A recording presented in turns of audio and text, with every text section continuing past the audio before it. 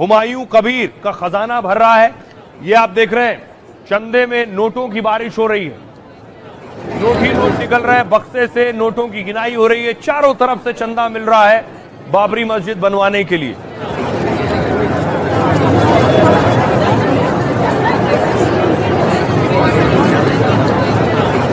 Note गिने जा रहे हैं, लोगों को लगाया गया है, सुबह दोपहर शाम रात में नोटों की गिनाई हो रही है। बाकी ऑनलाइन भी पैसा हुमायूं कबीर तक आ रहा है। लेकिन दूसरी तरफ इस जंग में बीजेपी के नेता नवनीत राणा भी कूद पड़ी है। नवनीत राणा कह रही हैं अगर बाबरी बनी तो वो खुद बंगाल पहुंच जाएंगी। देखिए जरा क्या कह रही है नवनीत राणा। नवनीत राणा कह रही हैं बाबरी मस्जिद के लिए दिल खोलकर लोग दान दे रहे हैं। एक तरफ हुमायूं कबीर के बारे में बताऊं, जहां मस्जिद की नींव डाली है वहां 12 दान पेटियां रखी गई, 11 पेटियों की गिनती हो चुकी है, 60 लाख रुपए कैश मिल गए हैं, क्यूआर कोड यानी ऑनलाइन पेमेंट से 2.5 करोड़ रुपए मिल चुका है, 3 करोड़ रुपए से ज्यादा चंदा आ चुका है और लोगों को पैसे दिए जा रहे हैं। मैं बंगाल में बाबरी भी बनवाऊंगा और सरकार में भी मैं भी बनवाऊंगा सरकार में, यानी हुमायूं अब दावा कर रहे हैं ममता को हटाएंगे और सरकार ये बनवाएंगे। बंगाल में 2026 के विधानसभा चुनाव में मैं किंग मेकर बनूंगा, मेरे समर्थन के बिना कोई पार्टी सरकार नहीं बना सकती है। मैंने गठबंधन और बंगाल चुनाव पर ओवैसी से बात की है, उन्होंने वहां कहा वो हैदराबाद के ओवैसी हैं और मैं बंगाल का ओवैसी हूं। नवनीत राणा कह रही बाबरी की जो नींव रखी है उसे जल्द कार सेवा कर उखाड़ा जाएगा, मुर्शिदाबाद का नाम बदलकर भागीरथ धाम किया जाएगा, क्योंकि मुर्शिदाबाद शहर भागीरथी नदी के किनारे बसा है और मुर्शिदाबाद में भी गर्व से जय श्री राम कहा जाएगा। अगर बाबरी मस्जिद की नींव पर और ईंट रखी गई तो मैं खुद बंगाल आऊंगी और उसे गिरा दूंगी। बंगाल के मुर्शिदाबाद में भव्य राम मंदिर बनेगा और राम मंदिर के लिए अमरावती से राम नामी ईंट जाएगी। सुनिए जरा हुमायूं कबीर क्या कह रहे हैं। तो को 3 करोड़ एक्सीड कर गया, तो अगले दिन कितना दूर जाएगी, कितना पैसा वहां से आएगी। एक आदमी मुझे को 80 करोड़ देने के लिए वादा किया, फिर एक आदमी मुझे फोन से बताया 5 करोड़ देने के लिए। ये कितना पैसा आएगी, ये पैसा मस्जिद का फंड में ही खर्चा होगी। आज के दिन में ये तृणमूल कांग्रेस सत्ता में है तो उनका हटाने को चाहिए, तो अकेला उनका हिम्मत है, उनका संख्या है, उनका परसेंटेज है, तो वो अकेला ही करने दीजिए। बीजेपी और टीएमसी छोड़ के जितना पार्टी है वो सम्मानजनक गठबंधन करके इनको जवाब देने के लिए मैं तैयार हूं। अब देखिए जरा ममता बनर्जी के एक नेता हुमायूं कबीर जो बाबरी की नींव रख रहे हैं, ममता बनर्जी के एक और नेता रहे, क्या आप देख रहे हैं शाहजहां, जिनका ताल्लुक संदेश खाली से था। महिलाओं ने यौन शोषण का आरोप लगाया और गिरफ्तारी हुई और कोर्ट पहुंचे थे, जेल गए शाहजहां। और संदेश खाली के बहुत ताकतवर नेता थे ममता के, कोर्ट में गिरफ्तारी के बाद चलने का अंदाज देखिए, इससे आपको अंदाजा होगा कि शाहजहां का रसूख क्या था। शाहजहां के खिलाफ कोर्ट में केस चल रहा है और जो गवाह आज गवाही देने गया था उसकी ट्रक से कुचलकर मौत हो गई। अगली तस्वीर देखिए, ये आप देख रहे हैं, क्या ये महज इत्तेफाक है कि शाहजहां शेख के खिलाफ जो गवाही देने गया, ये बड़ा ट्राला देखिए, इस ट्राले ने इस गाड़ी को टक्कर मारी, इसी गाड़ी में वो गवाह थे और गवाहों की मौत हो गई।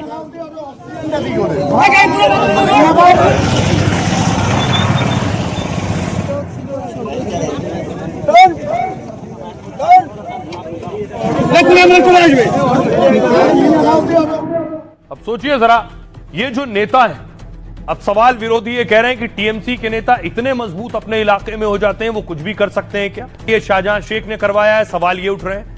पिछले साल बंगाल के संदेश खाली में जबरदस्त हिंसा हुई थी, इस मामले में ममता के नेता शाहजहां के खिलाफ केस चला और इसी डॉन शाहजहां के खिलाफ आज सीबीआई कोर्ट में सुनवाई थी, जिसमें शामिल होने मुख्य गवाह भोलानाथ घोष कार से जा रहे थे। उन्हें बशीरहाट अदालत में शाहजहां के खिलाफ गवाही देनी थी, लेकिन कोर्ट पहुंचने से पहले ही उनकी कार का एक्सीडेंट हो गया। हाईवे पर सामने से आ रहे एक ट्रक ने कार में टक्कर मार दी। हादसे में भोलानाथ के छोटे बेटे सत्यजीत और ड्राइवर की मौत हो गई, जबकि मुख्य गवाह भोलानाथ की हालत अस्पताल में गंभीर बनी हुई है। पीड़ित परिवार और बीजेपी ने शाहजहां पर हत्या कराने का आरोप लगाया। उन्होंने कहा कि जिस ट्रक से हादसा हुआ वो साजिश का हिस्सा था। वो ट्रक काफी समय से भोलानाथ की कार का पीछा कर रहा था। उसने पहले कार को बगल से 2 बार टक्कर मारने की कोशिश की और कहा जा रहा है ये ट्रक भी शाहजहां का करीबी हलीम चला रहा था। अब्दुल हलीम को लंबे समय से सीबीआई ने भगोड़ा घोषित किया है। संदेशखाली में हिंसा के मामले में शाहजहां इस समय जेल में बंद है। शाहजहां को संदेशखाली का डॉन और माफिया कहा जाता है। इसी संदेशखाली में जांच करने पहुंची ईडी पर अटैक हुआ और यहां की रहने वाली महिलाओं ने यौन शोषण के आरोप लगाए। शाहजहां पर लोगों की जमीन कब्जाने तक के आरोप लगाए गए हैं। अब सोचिए जरा, यह शख्स इतना ताकतवर, ये कहानी, ये तस्वीरें फिल्मों में आपने देखी होंगी कि गवाही से पहले गवाहों की हत्या हो जाए और इस तरह से उनका एक्सीडेंट हो जाए। सुनिए सियासतदान क्या कह रहे हैं। गाड़ी जले चले गए। मुझे लगता है ये कोई हादसा नहीं, साजिश थी। जानबूझकर मारी गई टक्कर थी। हम लोग कार से बशीरहाट कोर्ट की ओर जा रहे थे, तभी सामने से एक तेज रफ्तार ट्रक आया और हमारी कार पर जोरदार टक्कर मार दी। किसी तरह लोगों ने मुझे निकाला, लेकिन मैं तब बेसुध था। मुझे समझ नहीं आया कि ये हुआ क्या है। एक एक्सीडेंट हुआ रोड पर, तो वो भाजपा एक एलिगेशन लगा दिया, तो इसका कोई तो बेस अभी तक कुछ भी नहीं है। एक अनफॉर्चुनेट इंसिडेंट है, बैड इंसिडेंट है, लेकिन बिना कोई सबूत के ऐसा एलिगेशन बनाना, ये पूरा चीप पॉलिटिक्स है। जितना भी सेंसिटिव केस है, करप्शन का केस है, ये केस तुरंत पश्चिम बंगाल को बाहर ले जाना चाहिए। शाहजहां बशीरहाट का जेल से फोन यूज करके ऑपरेट कर रहा है विटनेस को खत्म करने के लिए।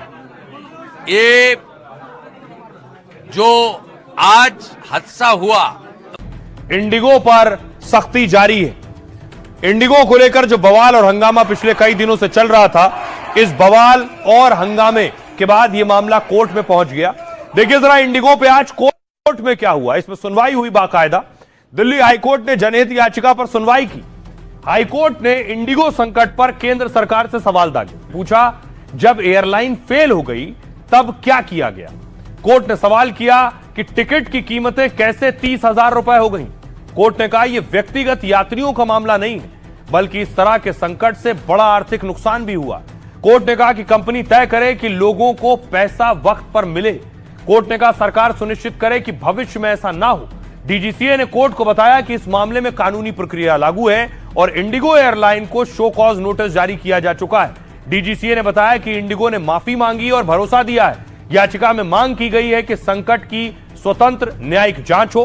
पीआईएल में परेशान यात्रियों के लिए मुआवजे की भी मांग की गई और अगली सुनवाई के लिए कोर्ट में 22 जनवरी की तारीख रखी गई है। साथ ही कमेटी की जांच पूरी होने पर सीलबंद लिफाफे में रिपोर्ट मांगी गई है।